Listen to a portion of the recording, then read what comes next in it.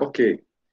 Então, nós vamos começar falando sobre a questão do empreendedorismo e das formas de produção na sociedade, entre as quais nós vamos dar um enfoque ao cooperativismo e associativismo, que é o mote, né, da nossa disciplina.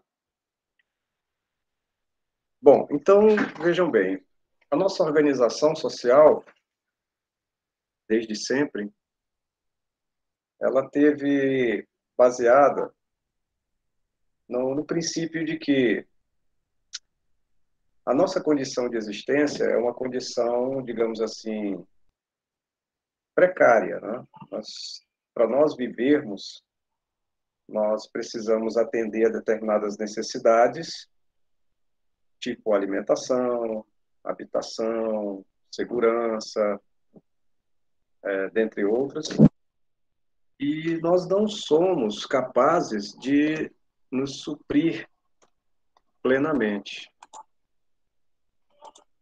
Tá? Nós não somos capazes de prover o nosso sustento.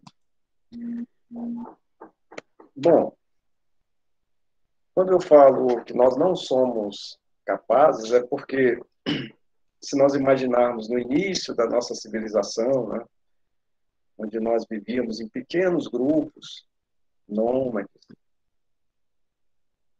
caçadores, que cada dia eles saíam à busca, né, da sua sobrevivência e viviam nas cavernas, etc.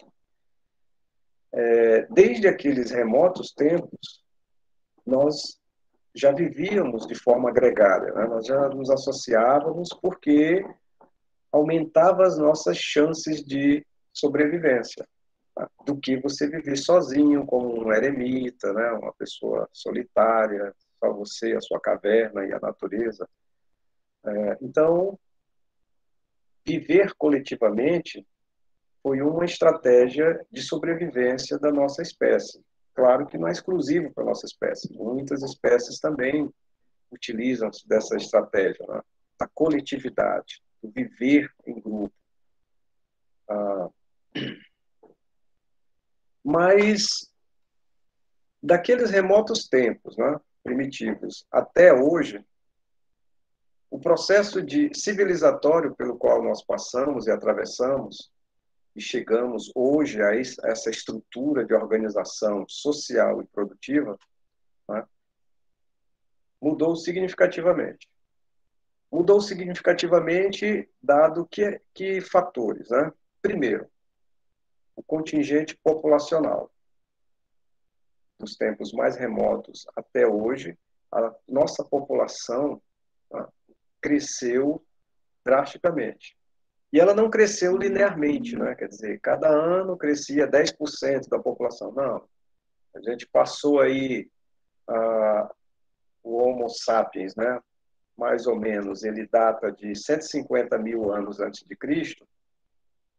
Então, de 150 mil anos antes de Cristo até 1800 anos depois de Cristo, quer dizer, passados aí quase 152 mil anos, aproximadamente, nós levamos todo esse tempo para a gente crescer 1 bilhão de pessoas, né? Então, a população foi crescendo 1 bilhão até 152 mil anos. Mas, de 1800 para 1900, aí cresceu mais outro bilhão. Então, quer dizer, o processo de crescimento populacional, mesmo que não importa a precisão, né, do crescimento, isso não é o fundamental agora, é que nós crescemos nos últimos 200 anos, 300 anos, nós passamos aí para uma população de 7 bilhões de habitantes, né? Crescemos exponencialmente. Então, isso é um fator que é significativo, né? Nesse nosso processo evolucionário, nesse nosso modo de viver em grupo, de nos organizarmos coletivamente e socialmente. Se naquela época nós já usamos, naquela época do primitivo, né? Nós utilizamos essa estratégia do, do se associar, né? Viver em bandos para sobreviver. Imagine agora, esses novos tempos. Outro fator que foi fundamental no nosso processo evolucionário foi a questão da nossa linguagem, né? A capacidade, a escrita, a linguagem e a capacidade de, em coletivamente, né, em vida coletiva, nós podermos criar um código, né? Um código de valores, um código de regras que, de certa forma, disciplinasse, né, de uma forma geral, todo o comportamento dessa coletividade. Por quê? Porque uma característica nossa é a nossa individualidade, né? Cada indivíduo é único no universo. Ou seja, tem as suas percepções, tem a sua perspectiva de mundo, de vida, mas da feita que a gente tem que se agregar, não dá para viver esse processo, né, de socialização sem haver conflitos. Então, quer dizer, a capacidade de nós desenvolvermos através, né, da língua, da escrita e desse arcabouço de normas e regras de conduta social, nós conseguimos criar uma disciplina, né, ou pelo menos um referencial de disciplina, de norma, que todos deveriam, todos que participassem dessa coletividade, deveriam observar e seguir. E, obviamente, em não seguindo, tá, seria passível de uma punição.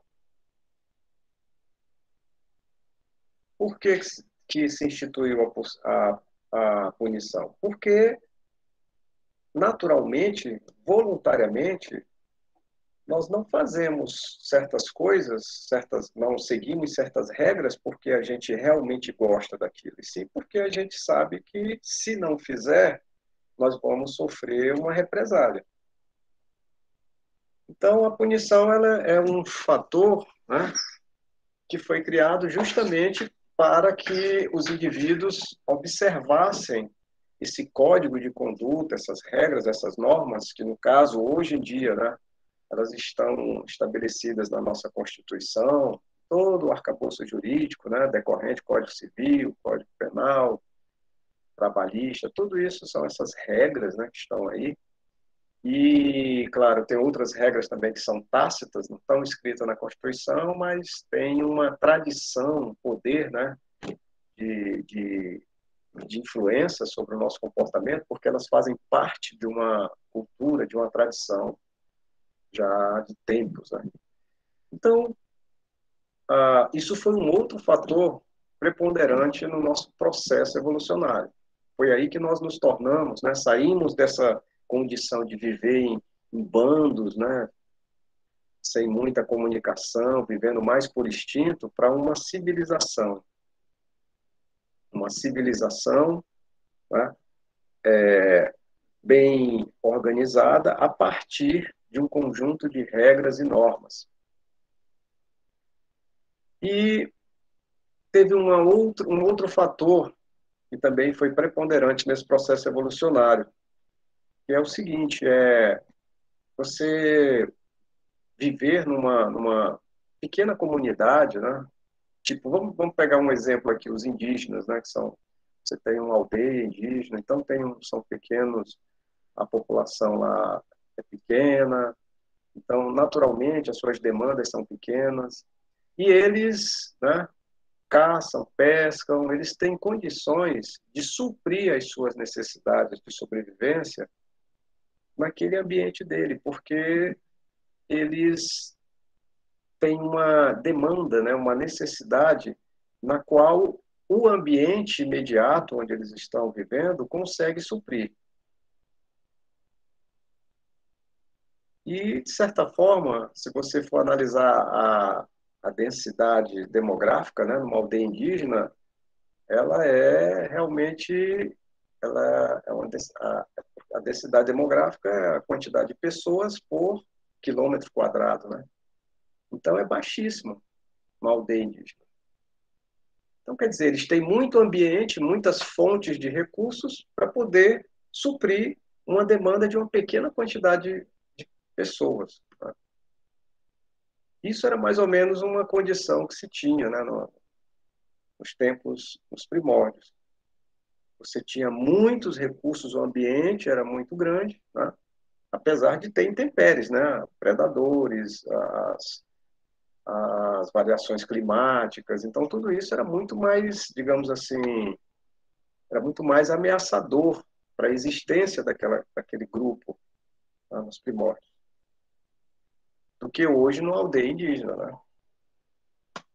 Então, vejam bem, essa questão do fato de nós começarmos a conviver, né, juntos, e a partir do evento de que o homem que antes era nômade, vivia vagando, procurando seu alimento do dia a dia, passou a ter, através, né, da sua capacidade de comunicação, da sua linguagem, do seu código, passou a ter condições de organizar o seu conhecimento, a sua aprendizagem do dia a dia, que levava, né, décadas, séculos, ele conseguiu organizar isso de modo a repassar para as próximas gerações. O homem chegou num ponto de desenvolvimento da sua capacidade de produção da sua condição de subsistência, né? Ou seja, o seu alimento.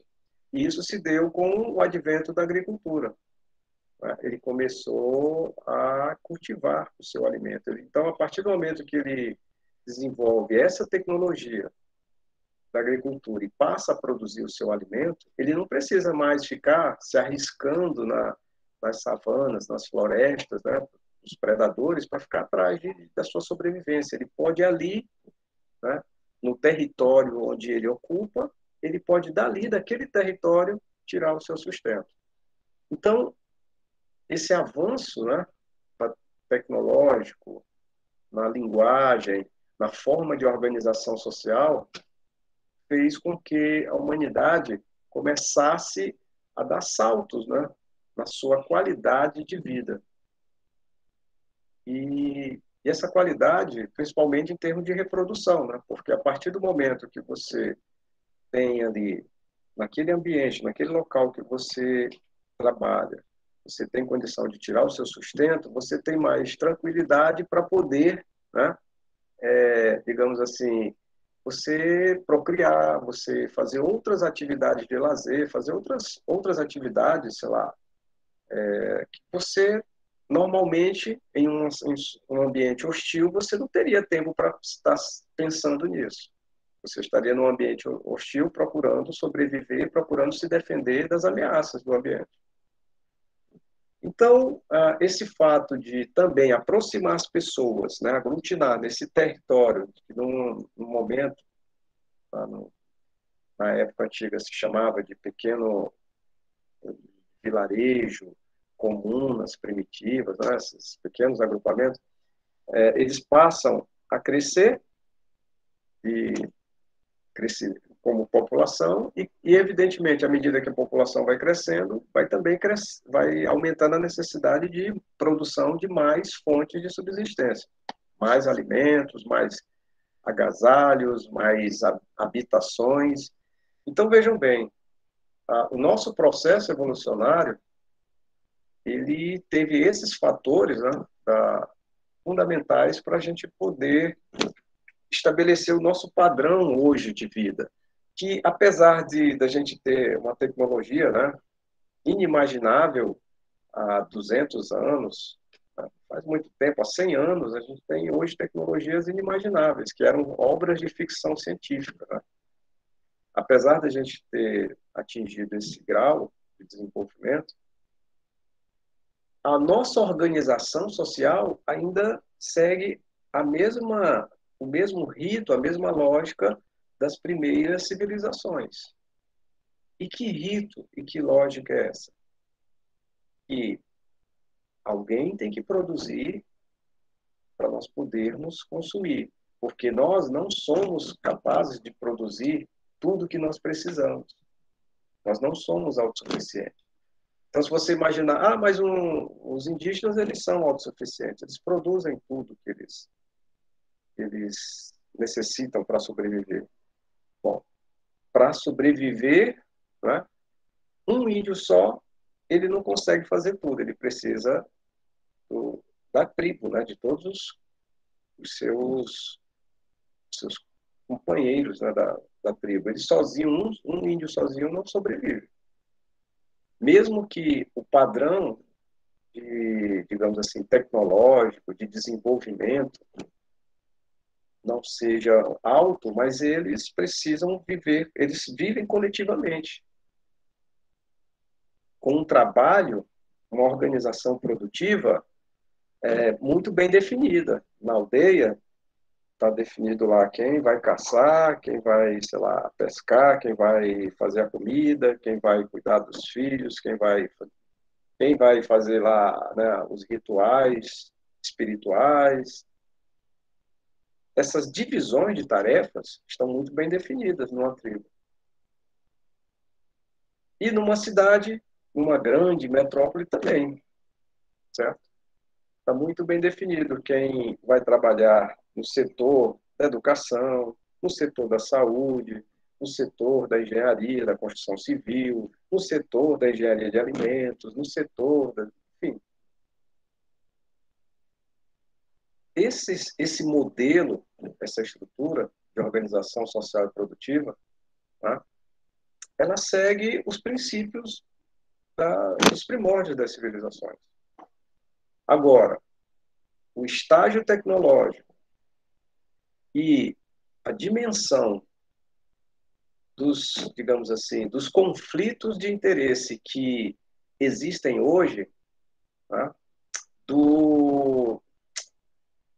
Dos efeitos da ação antrópica sobre esse meio ambiente, hoje, são tremendamente maiores do que as civilizações antigas. Tá? O impacto ambiental que hoje nós temos, né, dado esse nosso padrão tecnológico, dado esse estilo, modo de vida que nós temos hoje, é imensamente maior, né? O impacto sobre a transformação desse meio ambiente maior do que as civilizações antigas. Tá? Para vocês terem uma ideia, essas questões ambientais, elas vieram à baila a partir dos anos 60. Então, em 1960, houve uma publicação de um artigo do Hardy, onde ele falava, o artigo, o título era A Tragédia dos Comuns. E foi nessa primeira obra, um pouco antes da Conferência das Nações Unidas de Estocolmo, em 1970, 72, essa obra do Hardy foi em 1968. Ele publicou A Tragédia dos Comuns. Ele chamou a atenção, exatamente, foi a primeira vez assim começou-se a discutir, né, essa questão do impacto da ação antrópica no meio ambiente. Essa questão de como a nossa civilização, o nosso estilo de vida, o nosso padrão de produção estava transformando de uma forma, digamos assim, deletéria, né? Prejudicial o meio ambiente. Fato este que iria, né, causar problemas sérios para a sobrevivência das próximas gerações. Tal, né, o montante desses impactos ambientais. Então, nós precisamos entender que viver coletivamente, viver socialmente, não é uma coisa tão distante dos tempos antigos. Nós mudamos, tá, na dimensão dos problemas. Mas, em relação à nossa essência, à nossa natureza humana, nós temos conflitos que eram conflitos desde sempre, né? Assim, há muito tempo. Conflitos do interesse do indivíduo em contraposição ao interesse do coletivo.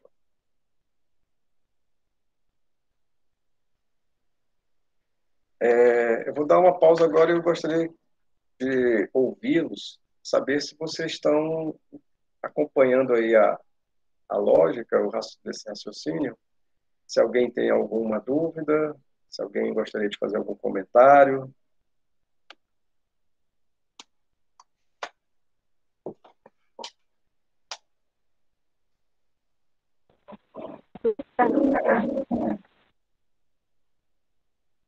Eu não estou vendo o chat. Então, se alguém, por favor, se manifeste pelo áudio.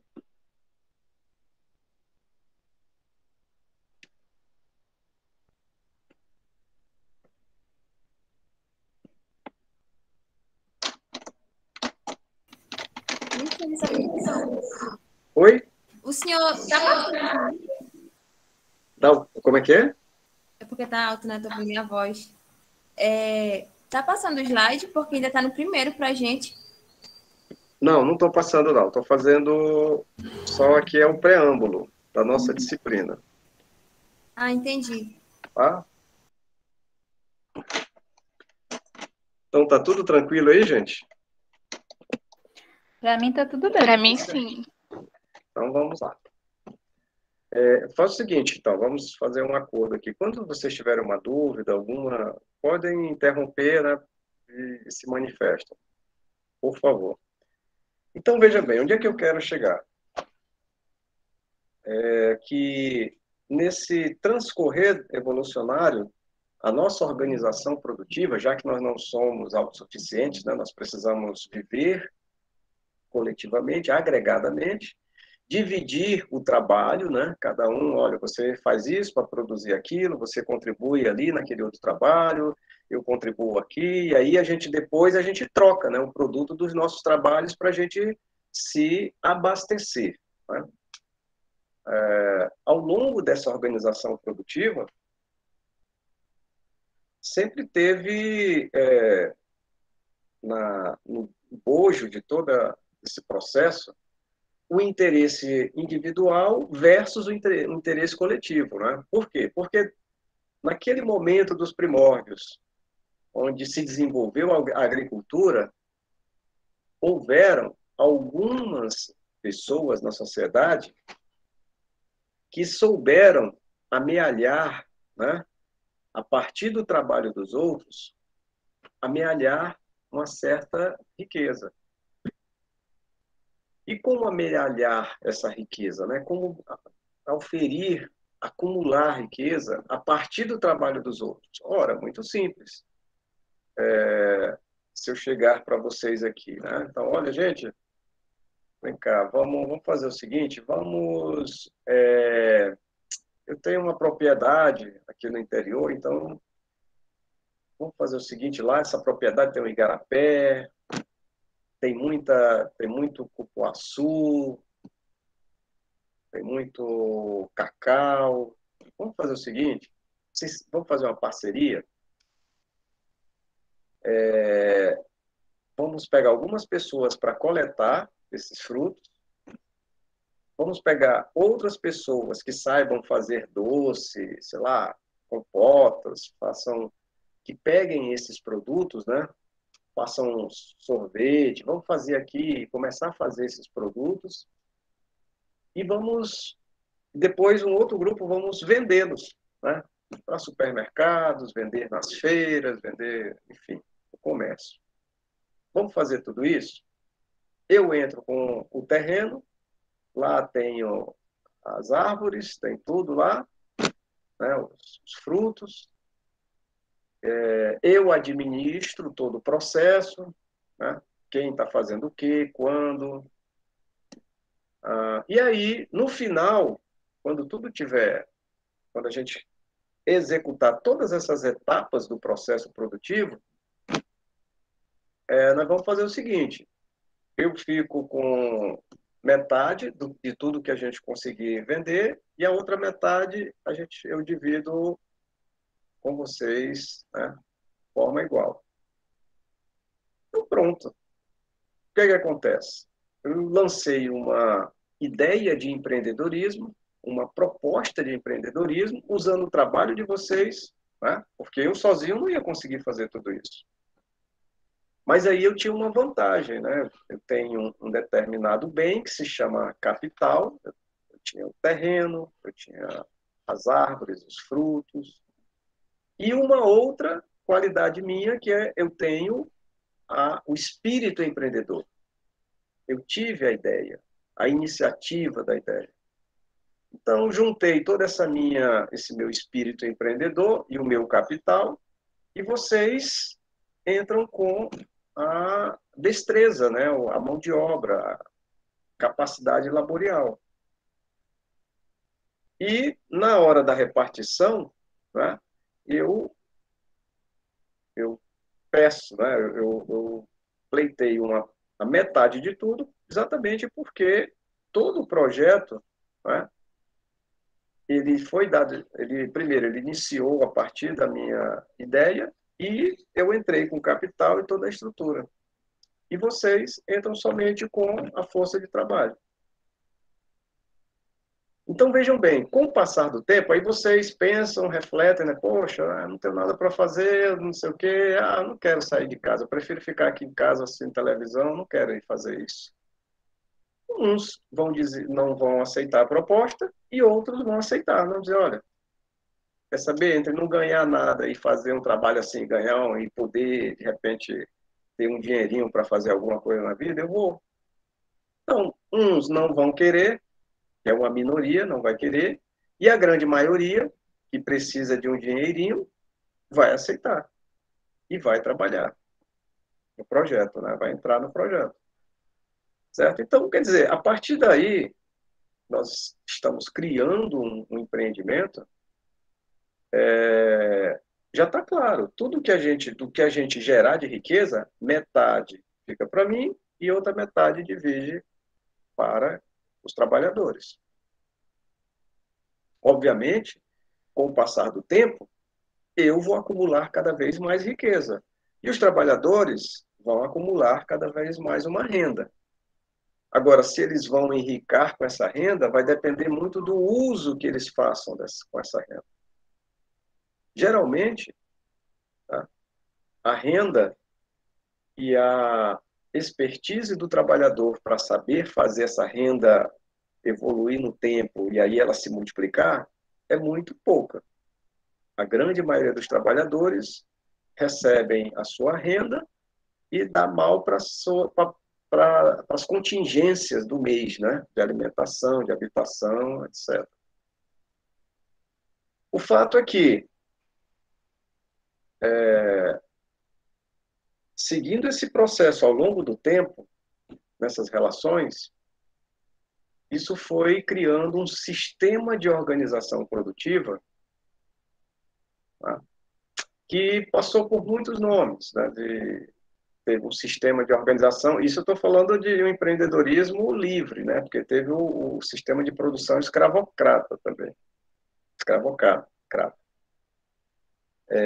Mas eu estou falando de um sistema já livre, né? Do trabalhador. Então, teve também aquele do feudalismo, né? Que era por concessão, então a pessoa, o camponês tinha a concessão da terra para trabalhar e tinha que dividir a metade para o dono, o rei, né? Senhor feudal. Tiveram vários sistemas de organização produtiva, e teve o comercial também, né? O mercantilista,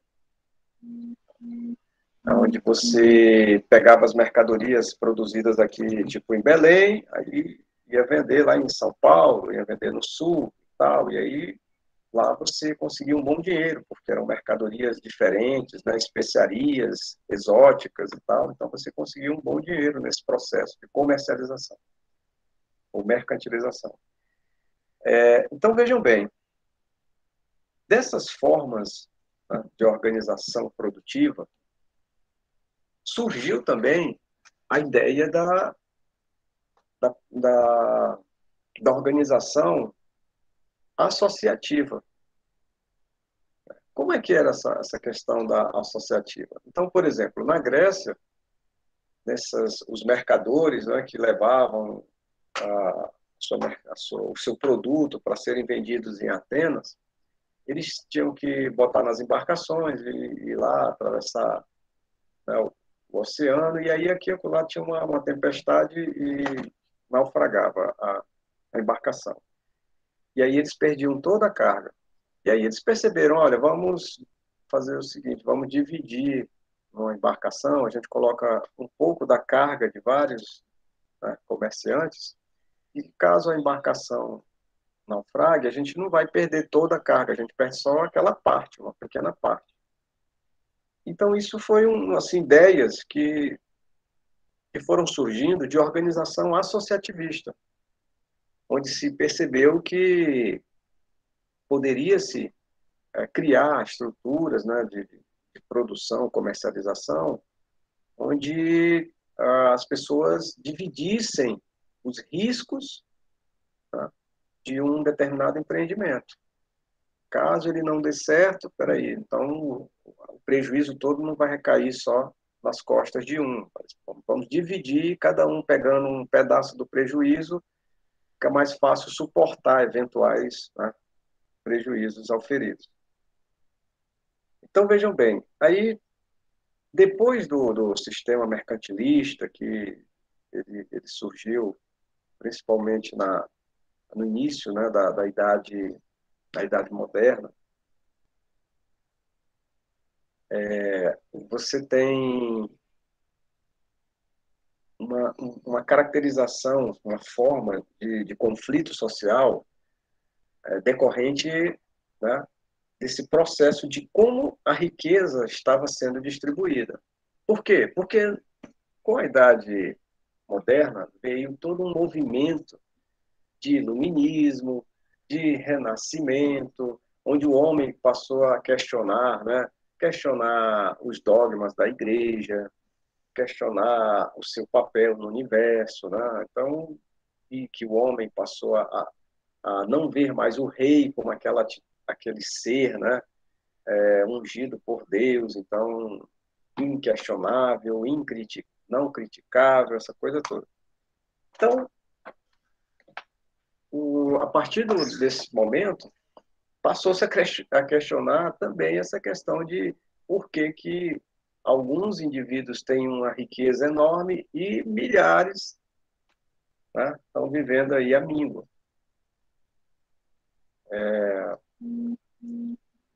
E a partir dessas inquietações, tá, poxa, por que essa diferença? Por quê? Isso criou uma animosidade com relação ao modo de organização produtiva, né? Que naquela época da Idade Moderna se chamava capitalismo mercantilista, sua primeira fase. Bom, então aí, para dar uma resposta para esse tipo de inquietação que começou a surgir, né, nessa sociedade do século XVIII, século XIX,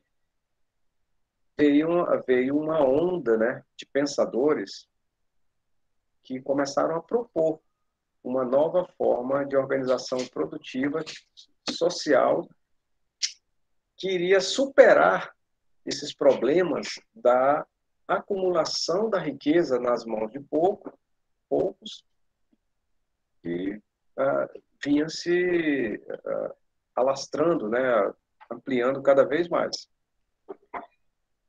Então é aí que nós vamos entrar na nossa disciplina, falando exatamente sobre essa corrente desses pensadores. Tá? E, claro, nós vamos não só aqui falar das ideias deles, mas nós temos que refletir sobre essas formas de organização social. Tá?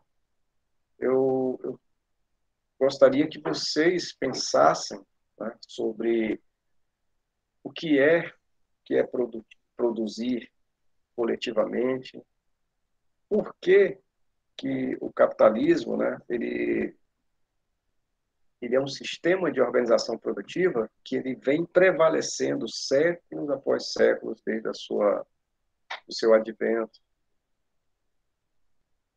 Por que que é assim? Por que que os sistemas de produção, né, associativistas, cooperativistas, eles não prevalecem sobre o capitalismo? Eles existem, eles estão evoluindo, mas eles não chegam nem perto do que é a capacidade de geração de riqueza do capitalismo. Isso analisando a nossa evolução histórica até hoje. Amanhã, né, o futuro, nós não sabemos o que é que vai acontecer. Mas até hoje, a gente pode verificar, né, as estatísticas e verificar que o sistema predominante, o sistema de organização produtiva predominante é o sistema capitalista. Tá? Que não é mais o mercantilismo, obviamente, nós tivemos aí no século XVIII a Revolução Industrial, e passou a ser um capitalismo industrial. Hoje nós vivemos um capitalismo mais tecnológico, né, ou digital, né, e alguns chamam da era, né, do conhecimento, uma outra revolução, a revolução digital, a era do conhecimento. Então nós vamos estar discutindo todas essas questões, tá? Mas nós vamos iniciar exatamente por esses pensadores que imaginaram, idealizaram uma sociedade e um mundo menos desigual com relação à geração de riqueza, né? A repartição dessa riqueza. Um mundo menos desigual. Coisa que com o capitalismo, esse mundo é cada vez mais desigual, do ponto de vista da repartição da riqueza. Tá? Obviamente, quando você recebe uma pequena parte de toda uma riqueza social produzida, as suas condições de vida, a sua qualidade de vida vai estar bem restrita, tá? Bem limitada. As suas opções, né? Vamos imaginar aqui no nosso caso brasileiro. Então, o salário mínimo, digamos que esteja R$ 1.500. Não sei, não lembro agora quanto está o salário mínimo. Por exemplo, R$ 1.500. Um camarada que tem uma família aí com ele, a esposa e mais 2 filhos, vou colocar assim, ganhar R$ 1.500, as opções de vida, as alternativas dele, né? As suas necessidades de alimentação, transporte, habitação, educação, saúde, lazer, higiene pessoal, quando eu digo ele, da sua família, né? Ficam bem restritas, né? Ficam muito restritas.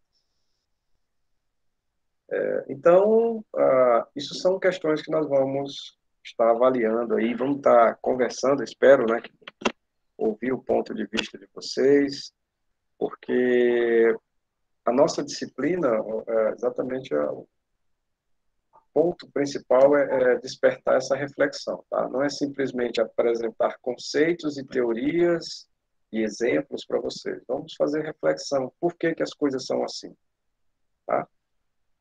E outro detalhe também é que, ao refletirmos sobre o porquê as coisas são assim, quais mecanismos regem determinado processo histórico, produtivo, econômico, político, social, nós vamos também pensar e refletir soluções ou formas de ajustar certos cursos nos quais nós acreditamos que não sejam os melhores ou os mais apropriados.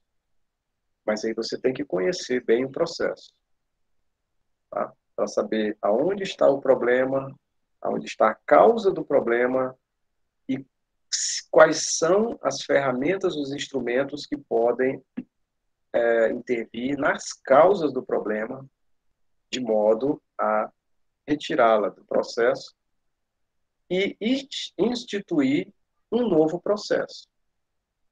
Tá? Então, em linhas gerais, pensar que o capitalismo, né, ele é um problema para a humanidade, porque ele gera muita pobreza, muita... Isso é uma visão muito simplista da sociedade, do sistema econômico, de todo o sistema evolucionário, né? Todo o processo evolucionário pelos quais a nossa sociedade passou. E, principalmente, uma visão muito superficial da nossa natureza humana. Porque não foi o capitalismo que criou o homem que criou o capitalismo e tudo mais que a gente vislumbra, né? A gente percebe na sociedade. Nós, humanidade, é que criamos tudo que está aí, para o bem ou para o mal. Nós somos os autores desta obra. Ah, mas a obra não está legal. Então, nós também temos a capacidade de recriar ou refazer a obra. Agora, a questão é, nós queremos fazer isso? Que leis regem a nossa condição humana? Quem somos nós, seres humanos? Nós estamos sujeitos a que leis? Por que nós agimos da forma que nós agimos e não de uma outra forma? Porque, por exemplo, desde Platão já criou, né, aquele tipo um arquétipo, o mundo das ideias e o mundo imperfeito da realidade. E que aqui nós vivemos num mundo imperfeito, de uma realidade imperfeita, mas que existe uma outra dimensão, que é um mundo perfeito, onde existem as ideias perfeitas, e nesse mundo perfeito tudo é harmônico, tudo funciona sem menor conflito, menor problema. É o paraíso, né? Então, Platão tinha nas suas ideias filosóficas isso. Platão era um camarada socialista, né, por essência, na sua filosofia. Agora, inclusive, Platão propôs uma forma de organização da sociedade aqui, nesse mundo imperfeito, material, para se aproximar a esse ideal de perfeição do mundo das ideias. Ele propôs isso, uma forma de organização produtiva. Mas essa forma dele nunca conseguiu ser posta em prática. Mas ele pensou numa realidade e ele propôs uma solução. Se a solução dele não se, digamos assim, implementou, né, ao longo dos tempos, nós precisamos pensar também por quê. Porque Platão não era um camarada qualquer. Então, assim, nós precisamos fazer essas reflexões. Tá? A nossa disciplina, eu sempre vou estar buscando que vocês reflitam sobre essas coisas do nosso cotidiano e para a gente poder formular a nossa percepção e assim construindo, né, o nosso cabedal de conhecimento e de qualificação, né, para atuar na sociedade. Cada vez mais críticos, cada vez mais conscientes do ambiente, né, e dos processos que regem a nossa realidade social, a nossa realidade humana, a nossa realidade material. Né? Nós vivemos num mundo material. E material, quando eu digo, eu estou me referindo aos fenômenos físicos da natureza. Matéria, né? Objeto de estudo da química, matéria. E aí vocês lembram daqueles conceitos, né, do primário, né? Que é matéria, tudo aquilo que tem massa e ocupa lugar no espaço. Pois é, nós vivemos num mundo material. Tá? E esse mundo tem leis muito bem definidas, que estão sendo, né, estudadas e estão sendo, de certa forma, compreendidas pela nossa ciência. Mas é claro que a gente não está nem perto de desvendar os segredos do universo. Tá? Mas a gente já caminhou um pouco. Tá? E a partir daí nós temos um outro referencial também de compreensão dessa nossa realidade. O mundo natural, como as leis naturais influenciam em nós, seres que também somos produto desse mundo natural, e em último termo, definem essa nossa organização social, essa nossa organização produtiva, essa nossa forma de pensar, de agir, de sentir, de ser humano. Né? Bom, então eu vou apresentar hoje para vocês aqui o Charles Fourier. Charles Fourier foi um pensador que ele viveu no século, né? No século, entre o século XVIII e o século XIX. E o Charles Fourier, ele dizia o seguinte, né? Os sábios descobriram as leis do movimento material. E ele estava fazendo uma referência à mecânica de Newton, né? O Galileu, o Copérnico, esse pessoal aí do Renascimento, né? Que trouxe aí uma nova visão sobre o mundo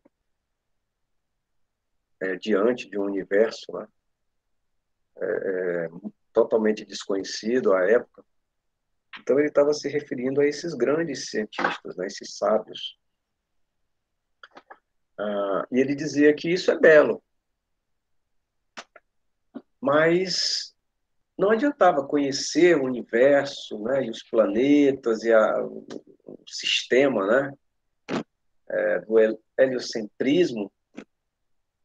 Não adiantava conhecer tudo isso e quando a gente se voltava aqui para a nossa sociedade, ou no caso a sociedade à época do Charles Fourier, eles se voltavam e viam milhares de pessoas na miséria, né, numa vida indigente, passando fome, passando necessidades e morrendo de forma desumana.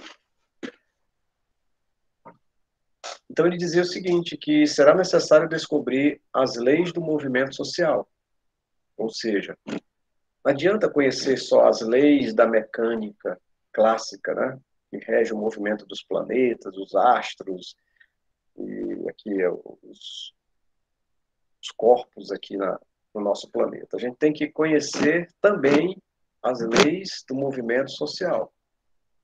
E essas leis do movimento social, entenda-se, como é que a gente se organiza? É isso que eu estou falando para vocês. Por que poucos acumulam muita riqueza e muitos acumulam pouca ou quase nada de riqueza? Por que nós nos organizamos assim para o trabalho? Né? Por que a nossa sociedade vai se movimentando, né, dessa forma? Então, essa era uma grande inquietação do Charles Fourier. E aí, com isso, ele põe na base da sua doutrina uma concepção do homem decididamente materialista. Né? O homem materialista é aquele homem que está voltado para a produção, né? Geração de bens, tudo coisa material, né? E acumulação desses bens. Né? Fato esse que vai, evidentemente,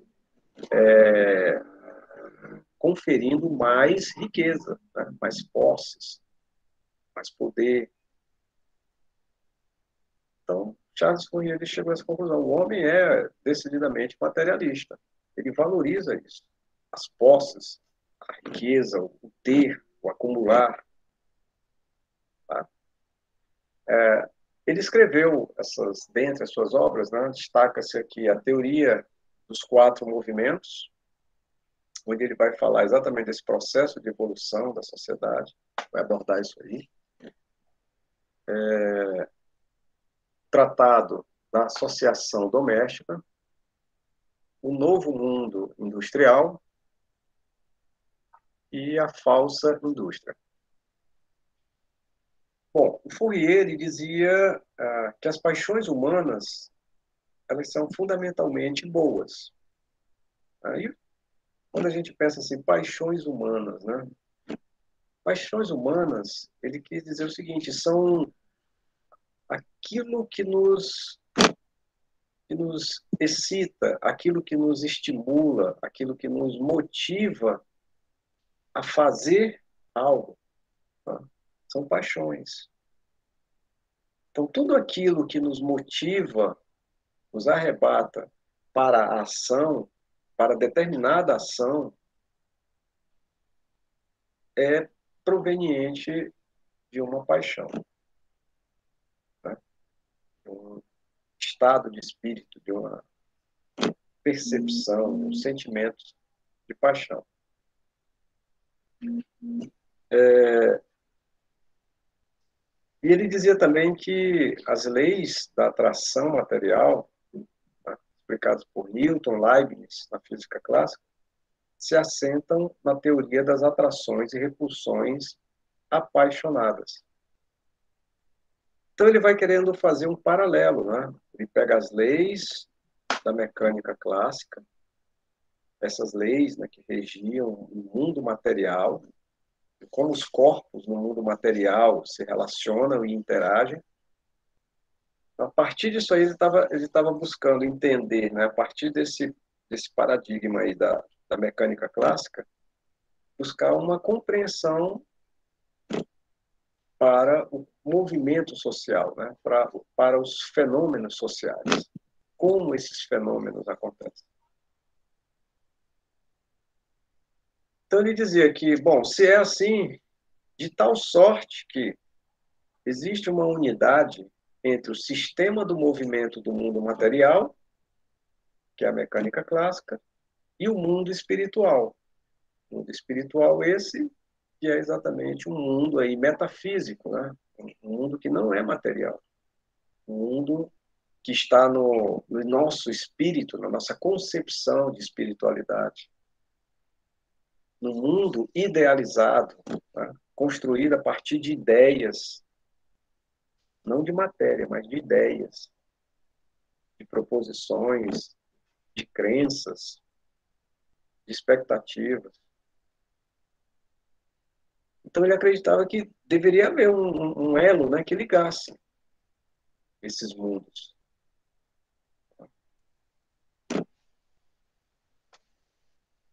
Então Fourier ele defende que a história humana não é mais que um aspecto do movimento universal, que se divide em 4 ramos principais. Tá? O social, o material, o orgânico e o animal. Toda a nossa história de existência, segundo o Fourier, ela estava ligada a essas 4 dimensões aqui. Nós, seres humanos, enquanto seres sociais, enquanto animais, tá? Ser vivos, biológicos, tá? Enquanto sociedade, seres orgânicos, e enquanto indivíduos materiais voltados para a produção de bens, de geração de riqueza.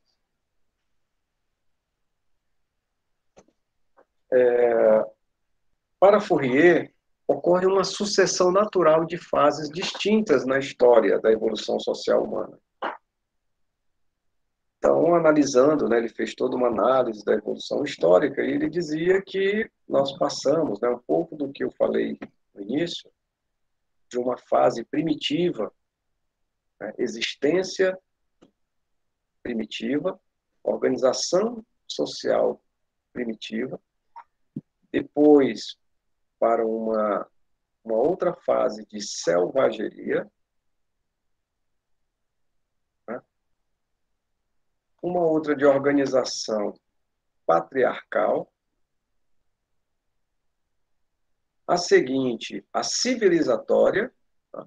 Fase de organização social civilizatória, e que a próxima fase, né, porque essa civilizatória seria a fase que nós nos encontrávamos na época do Fourier, né, claro. Ele pensando, olha, nós chegamos aqui nessa fase civilizatória, saímos lá do primitivo, passamos, né, para a selvageria, fomos para a sociedade patriarcal, depois chegamos, hoje estamos na civilizatória, mas não estamos no ápice da nossa evolução social. O ápice ainda está por vir.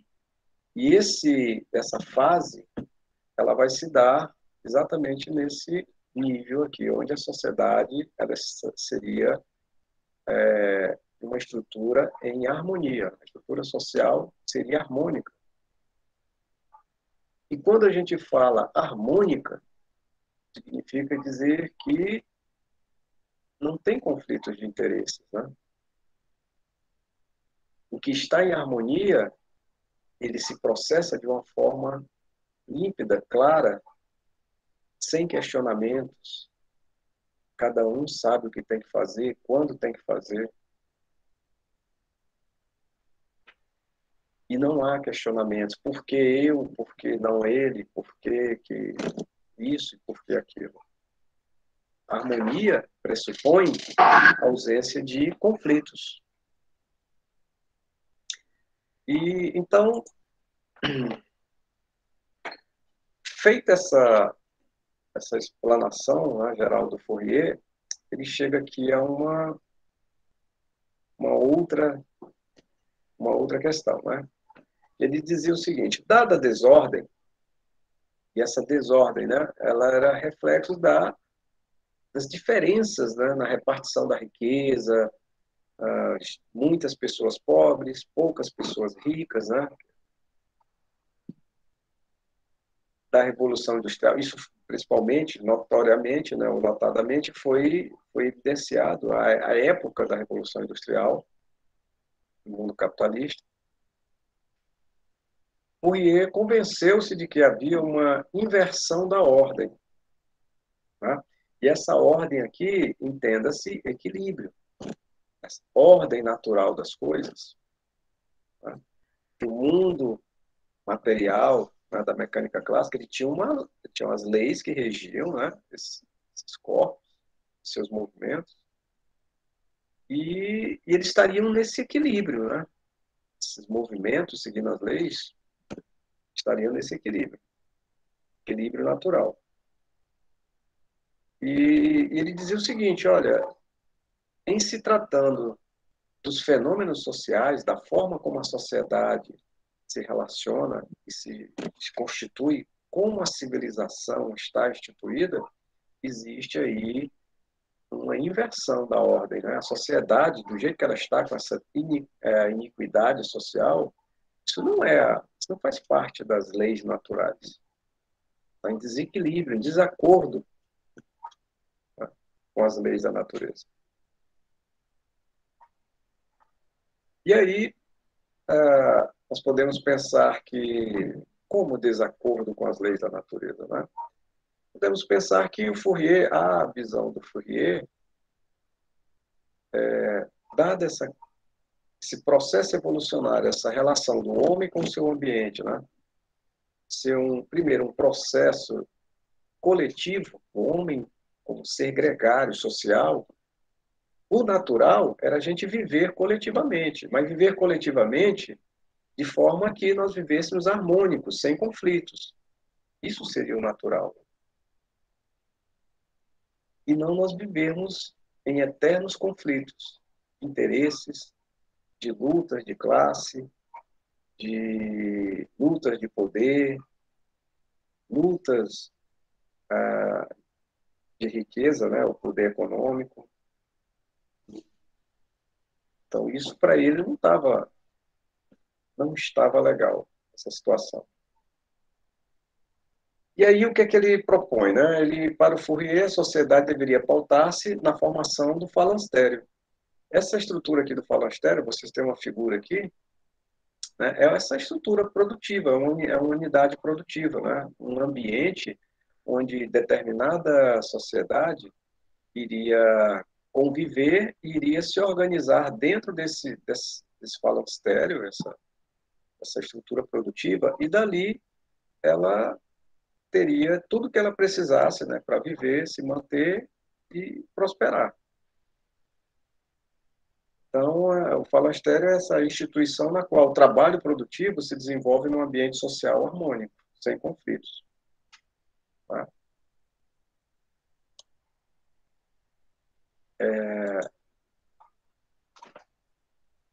Então,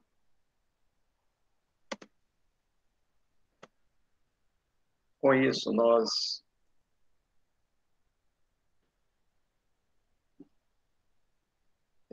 encerramos aqui as ideias, né, iniciais do Fourier e vamos passar agora para uma breve discussão, né, sobre o entendimento. Ficou claro para vocês essa ideia, esses conceitos apresentados? Alguma dúvida?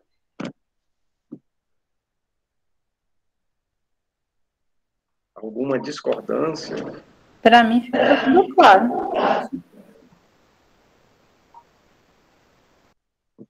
Então, vou começar a perguntar para vocês, né? Já que aparentemente está tudo muito claro, vamos... Vocês acreditam que nós podemos ter uma sociedade harmônica? Do ponto de vista social, do ponto de vista da organização produtiva, que a natureza, né, a nossa natureza é sermos harmônicos e não desarmônicos. Vocês acreditam nisso? Concordam com o Fourier? Que ainda nós, apesar de não sermos harmônicos ainda, nós vamos chegar nesse estágio? Baseado no que o senhor falou, o nosso atual modelo não vai permitir, a não ser que aconteça alguma coisa, sei lá.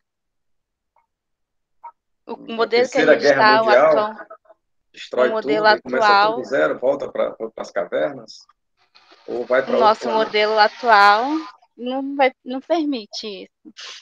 Como o senhor falou, há uma desigualdade social, né? Mas, assim, você acredita que isso é realidade ou é só porque eu falei agora?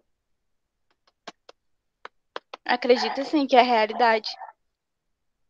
E esse modelo aí que você falou, por que que ele existe? Por que que ele... Quem foi que instituiu esse modelo?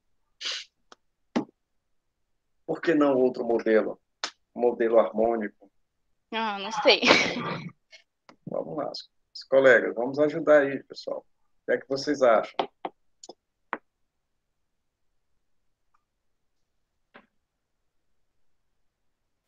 O próprio homem que construiu, né?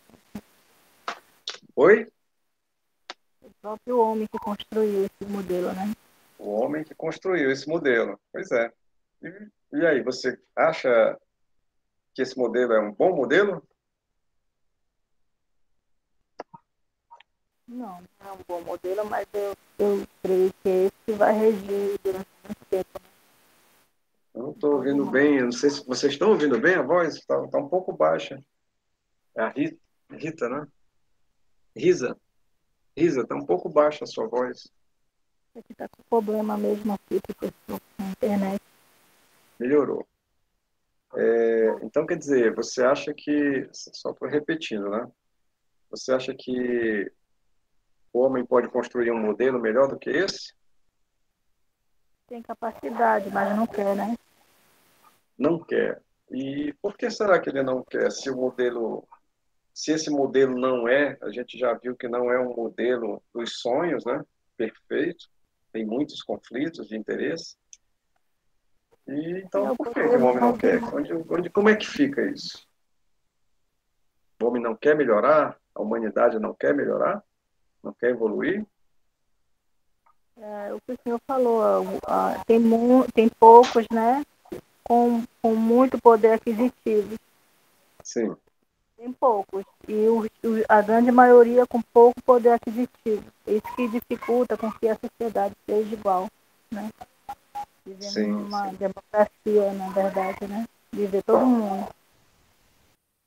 sim. Mas nós vimos assim, por exemplo, tem fatos históricos aí, tipo Revolução Francesa, né? Foram os camponeses que destituíram a monarquia do poder na França, né? Então, quer dizer, os camponeses estavam passando muitas dificuldades e aí, guiados aí pelo o movimento, né, os líderes, Robespierre, Montesquieu e outros pensadores aí, né, filósofos, eles fizeram a revolução, né? Destituíram o sistema monárquico na França. Então, quer dizer, a maioria, né, que estava se sentindo oprimida foi lá e promoveu a destituição daquele status quo, daquele quem detinha o poder na política. Quer dizer, nós temos exemplos aí de que a sociedade pode fazer revoluções, né? Uma outra revolução também bem célebre foi a Revolução Bolchevique na Rússia, né? Teve a revolução também na China, Mao Tse-tung.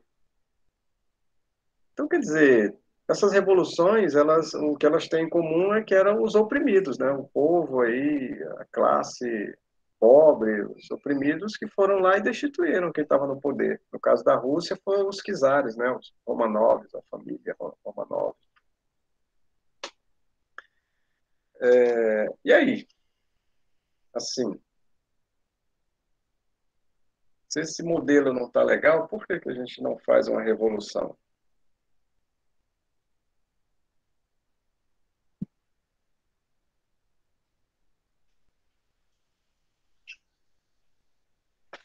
Mas a questão é, tipo, se fizesse uma revolução, qual seria o modelo ideal? Olha, pois é, quando fizeram a Revolução Francesa, o Robespierre lá, ele instituiu um novo sistema, né? Liberdade, fraternidade, igualdade, lembra do lema, né, da Revolução? Só que, assim, na prática, ele passou a guilhotinar todo mundo que não pensava igual a ele, né? Ou seja, se trocou uma ditadura monárquica por uma ditadura tipo imperialista, né? O imperador, o mandador. E, inclusive, muitos colegas dele de revolução foram para a guilhotina, porque começaram a ver que ele estava exagerando na dose. Inclusive, ele foi para a guilhotina, no final das contas, depois. Então, assim, você coloca em questão uma situação que é realmente muito interessante, né? Se eu não estou satisfeito com esse modelo, qual é o modelo que superaria as imperfeições desse modelo atual e nos alçaria a um nível de evolução civilizatória melhor, né? Ou maior? Para isso, a gente tem que entender bem quem somos nós, né? Por que nós somos assim?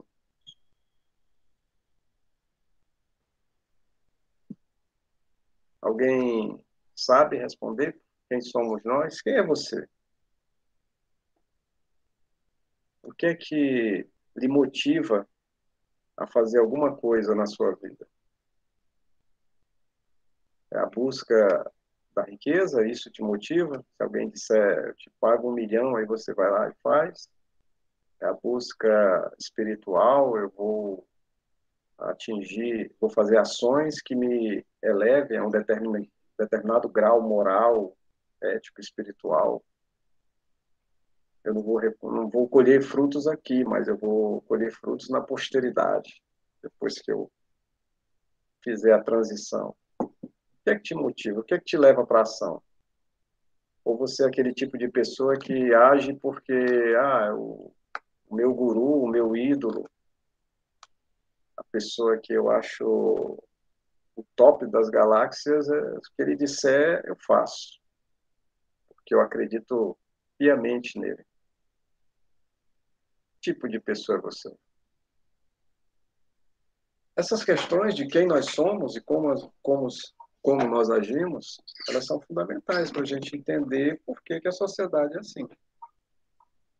Afinal, a sociedade não é nada mais, nada menos do que o reflexo dessas interações, né, de seres humanos. No caso, hoje, em torno de 7 bilhões de seres humanos. Né?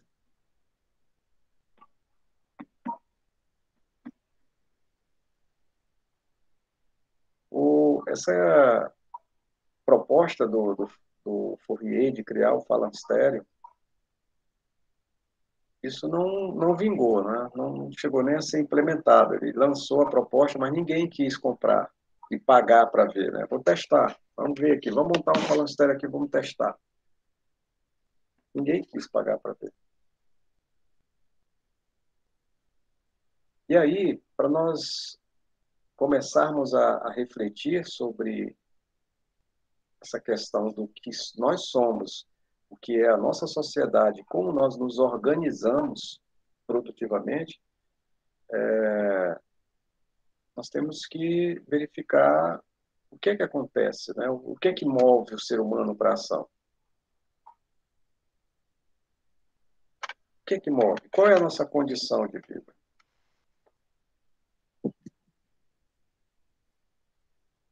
Nossa condição existencial. Alguém aqui já se imaginou como você será daqui a 10, daqui a 20, daqui a 30, daqui a 50 anos, daqui a 80 anos? Alguém que, porventura, uma vez só na vida, parou para imaginar como você será no futuro?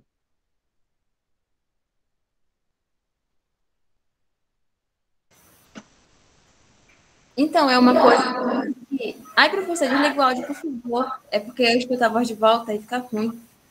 Opa. Isso. Então, assim, por mais que a gente tente imaginar, por mais que a gente se esforce para ver, é uma coisa muito imprevisível, porque a vida é imprevisível, né? A gente nunca sabe como é que vai ser a nossa vida daqui a 2 horas, então, que dirá daqui a 5 anos, né? Por mais que a gente imagine, por mais que a gente idealize, pode ser que aconteça? Pode, sim, mas é muito difícil acontecer tal coisa, até porque a vida, como eu falei, é muito imprevisível, né? Então, pode acontecer várias imprevisões. Beatriz, eu entendo o que você quer dizer, mas veja bem, imaginar ou idealizar não significa vaticinar, profetizar. Você não vai estar vendo o futuro, você vai estar imaginando um possível futuro. Tá? Eu estava me referindo mais nesse aspecto. Você já fez um exercício assim de é que eu vou ser daqui a 10, 20, 30, sem a obrigação de prever o futuro, tão somente de idealizar uma possibilidade de futuro, percebe? Porque o que é que ocorre?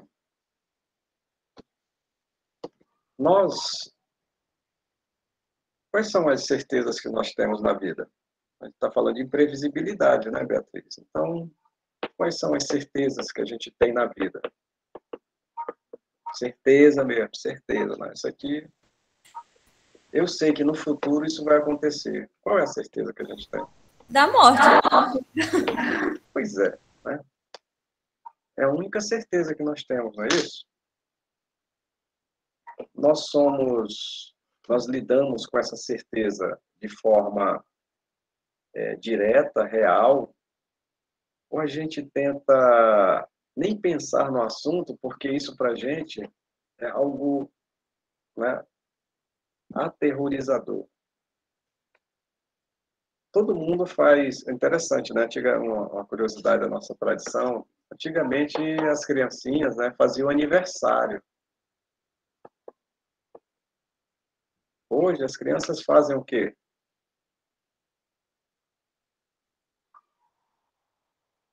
Aniversário era uma festa que se comemorava para cada ano de vida. Você fazia uma festinha, né, uma celebração para comemorar, bolo, as velhinhas. As crianças de hoje em dia fazem o quê? Hã? Mêsversário. Mensário, né? Tem um nome, mensário. Mensário. Então, nós estamos agora comemorando não um ano, mais um ano de vida, e sim mais um mês de vida. Vocês já participaram? Alguém aí já participou de um mensário? Já foi convidado para um mensário?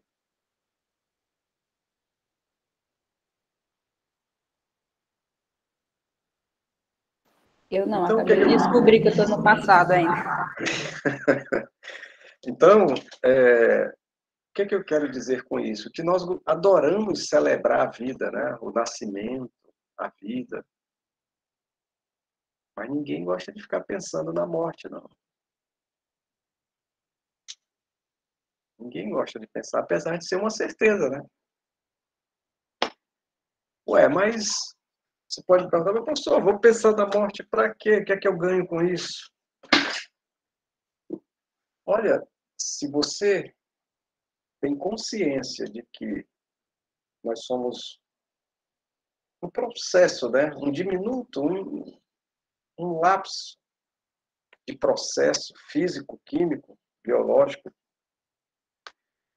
em toda uma ordem natural de fenômenos que existem, né? Só o nosso universo aí, desde o Big Bang, são 13 bilhões de anos, né?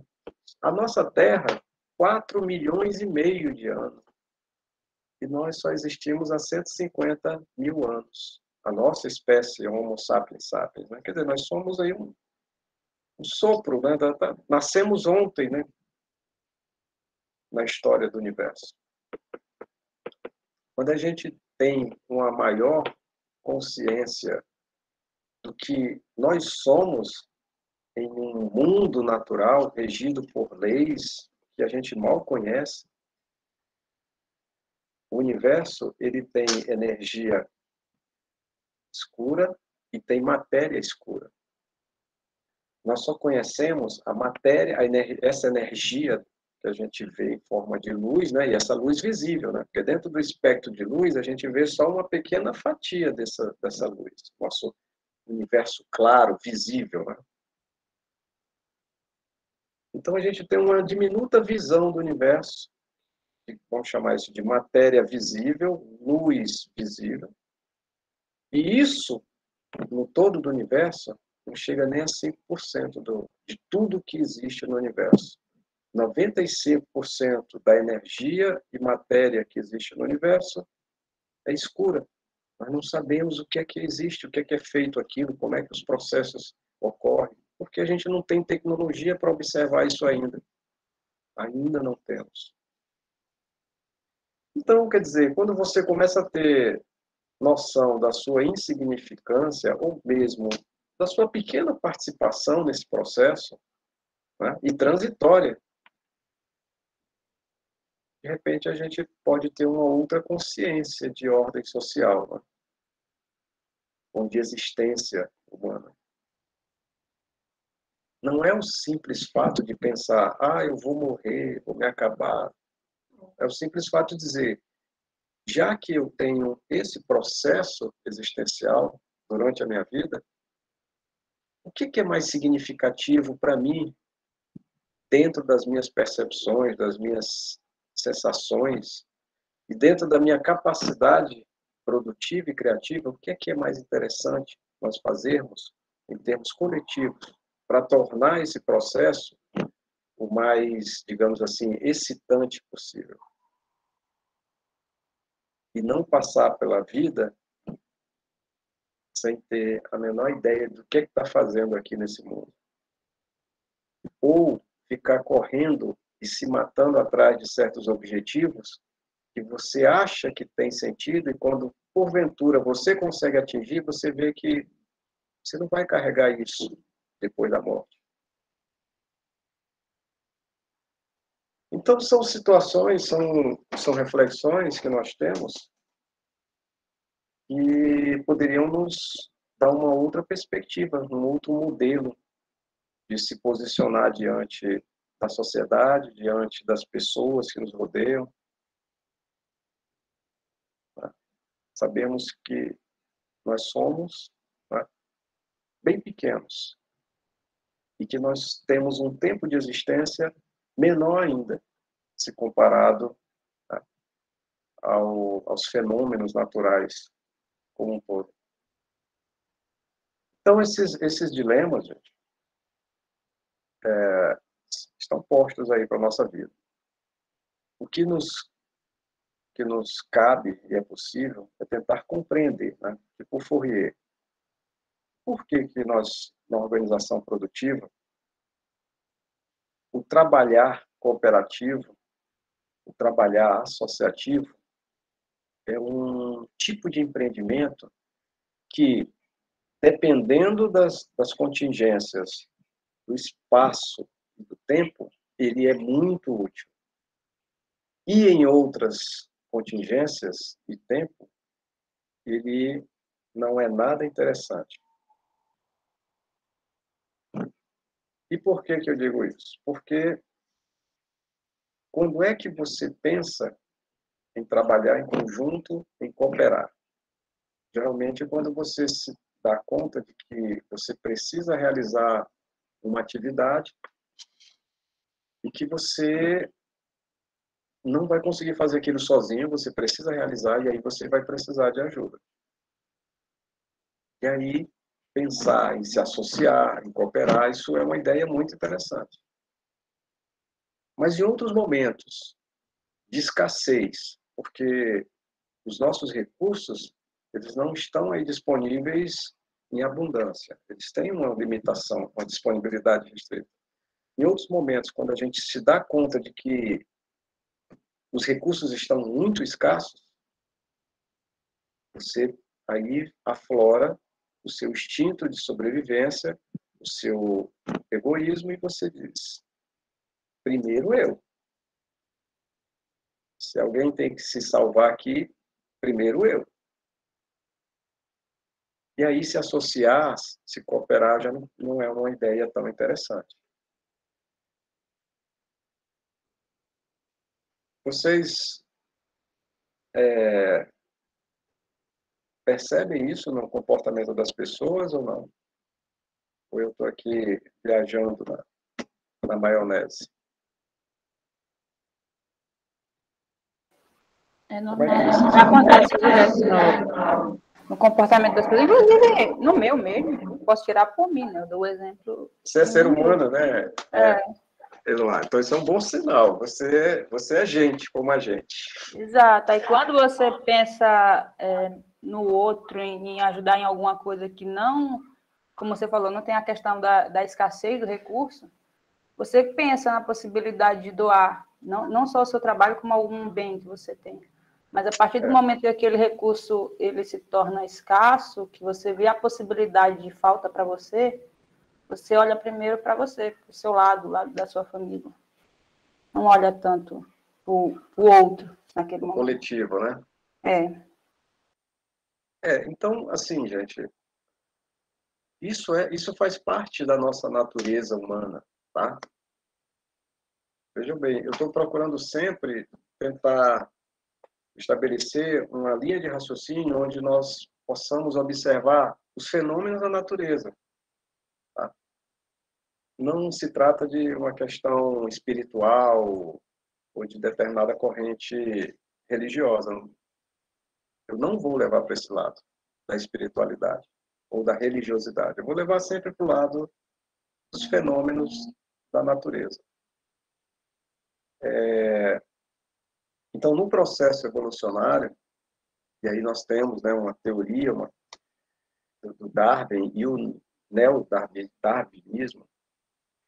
Eles vão mostrando essa questão de como os organismos que foram sendo criados aqui no nosso planeta, eles foram, de certa forma, criando suas estratégias de preservação, né? Quer dizer, de tentar sobreviver para gerar descendentes e, com isso, a sua espécie, né? Os seus genes pudessem ser passados de geração em geração. Então, isso está muito ligado a esse processo evolucionário. Tá? Toda a questão moral e ética, ela foi construída por nós, seres humanos. Isso é certo, isso é errado, isso é belo, isso é feio. Tá? Isso foram convenções que nós criamos.